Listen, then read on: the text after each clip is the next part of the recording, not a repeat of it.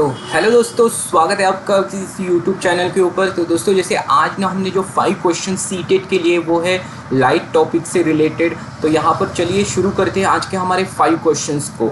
तो यहाँ पर सबसे पहला क्वेश्चन आपको यहाँ पर स्क्रीन के ऊपर दिखाई दे रहा है। When the white beam of the light pass through the prism it splits into the 7 different color. So which color gets deviated more in this spectrum of the light? यहाँ पर हमें 4 ऑप्शन दिखाई देते हैं, red, indigo, violet and the blue.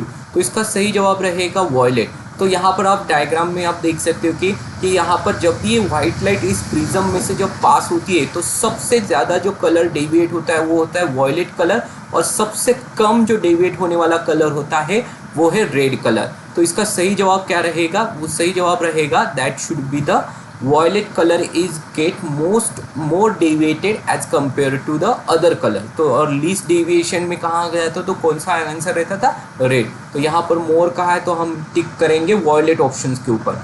फिर उसके बाद next question रहेगा, the formation of the rainbow is the based on the which principle of the light?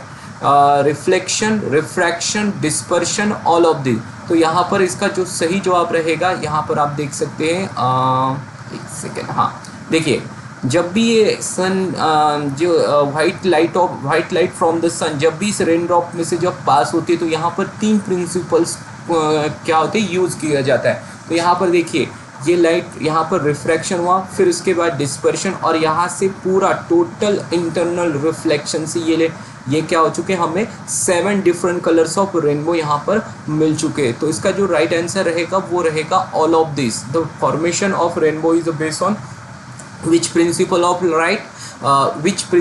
Light, reflection, refraction and dispersion. इसका जवाब रहेगा, राइट आंसर रहेगा ऑल ऑफ दिस।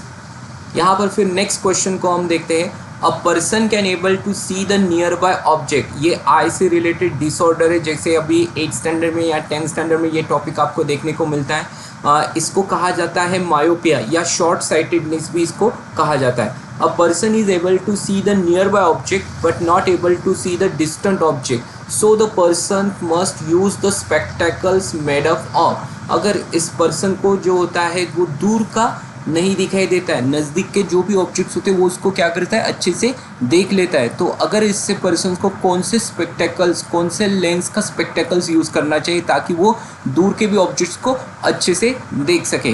तो इसका राइट आंसर रहेगा कॉनकेव लेंस। अगर ये कॉनकेव लेंस यूज़ करता है तो then he can able to see the distance object also clearly, because the nearby objects he can able to see very clearly it is there. फिर उसके बाद next question हम यहाँ पर दिया गया, a person is able to see the far object.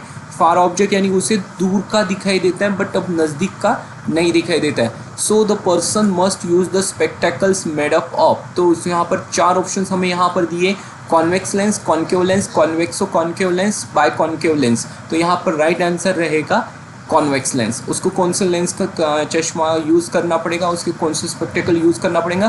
Convex lens को use करना पड़ेगा ताकि वो क्या कर सके, जस्ट यहाँ पर होने का he is able near by objects को वो अच्छे से देख सके। तो इस केस में ये जो पर्सन आपको यहाँ पर दिखाई दे रहा है, he is suffer from the that is called as the hypermetropia, it is called as the long sightedness इसको कहा जाता है। तो यहाँ पर करेक्ट आंसर रहेगा उसका कॉन्वेक्स लेंस, उसके स्पेक्टेकल उसको यूज़ करना चाहिए ताकि he will get the his eye related disorder it get removed. Okay, now next question.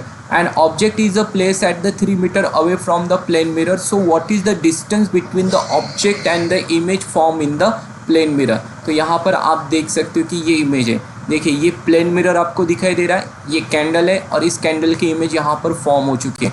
तो देखिए ये ऑब्जेक्ट है, ये इमेज है। तो उन्होंने क्वेश्चन में क्या पूछा गया है, what is the distance between the object and the image. यहाँ पर देखिए what is the distance, so what is the distance between the object and image.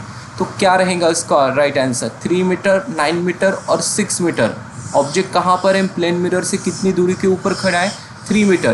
तो देखिए ये जो डिस्टेंस रहा ऑब्जेक्ट और प्लेन मिरर में कितना डिस्टेंस है? 3 मीटर। तो इमेज भी उसकी जो प्लेन मिरर में फॉर्म होगी वो भी कितने मीटर दूरी के ऊपर रहेगी? 3 मीटर की दूरी के ऊपर। तो यहाँ पर टोटल जो रहेगा वो टोटल डिस्टेंस क्या रहेगा, ऑब्जेक्ट से लेकर इमेज तक का डिस्टेंस कितना रहेगा, 6 मीटर। तो इसका राइट आंसर रहेगा 6 मीटर। ठीक है। तो दोस्तों अगर वीडियो अगर आपको अच्छी लगती है तो इस वीडियो को लाइक कीजिए और अपने दोस्तों के साथ शेयर कीजिए। Thank you so much for watching my video.